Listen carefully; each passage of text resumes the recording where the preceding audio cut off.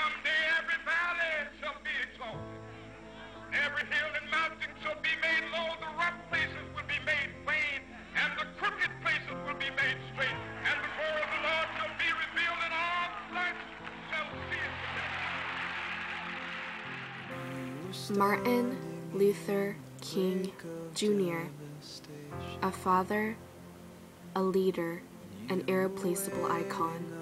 He was born on January 15, 1929, in a city filled to the brim with racial injustice, segregation, and hate. He overcame adversities in a nation who judged not by the content of one's character, but by the color of their skin. He was just one man who brought about an entire movement for a more just, a more equal America. Dr. King stepped into the nation's limelight through the Montgomery bus boycott of 1955. For a number of years, the Negro passengers on the city bus lines of Montgomery have been humiliated, intimidated, and faced threats on this bus line. Just the other day, one of the fine citizens of our community, Mrs. Rosa Parks, was arrested because she refused to give up her seat. The arrest of Rosa Parks stirred fire in the hearts of civil rights activists. Their method was clear, handicapping the city economically, parallel to how the system was handicapping them socially. These activists chose Dr. King as the boycott's leader, and in turn he carried out actions in an organized and highly efficient manner. The grand finale came with the Supreme Court ruling segregation on public buses unconstitutional. Thanks to the boycott's success, the Southern Christian Leadership Conference was established in 1957. The motto, "Not one hair of one head of one person should be harmed." As the president of SCLC, Dr. King traveled nationwide, spreading words of nonviolent protests for civil rights.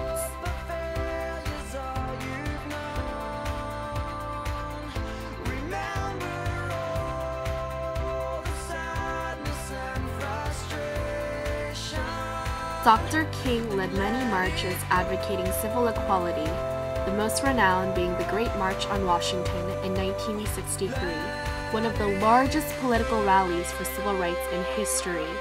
Gathering in around 300,000 participants, the march called for equal civil and economic rights for African Americans.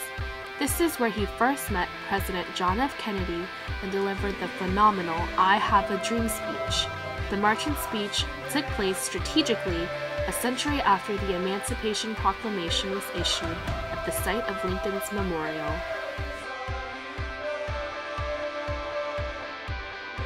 Dr. King shared his daring dream of this nation rising up and living out the true meaning of its creed. We hold these truths to be self-evident, that all men are created equal. The passage of the Civil Rights Act of 1964 and the Voting Rights Act of 1965 is often accredited to this great march on Washington, and the speech secured its reputation on a nation and worldwide scale. In 1964, Dr. King was named Man of the Year by Time magazine and became the youngest to be rewarded the Nobel Peace Prize. Dr. King's legacy lives on today through many means. Look around the classroom.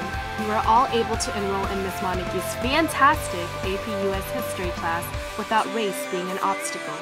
Like at the President Barack Obama of the United States, who was able to reach the highest position in America without race being an obstacle. Segregation is dead, and people of any color can do anything if their minds are set to it. Martin Luther King Jr., a father, a leader, an irreplaceable icon.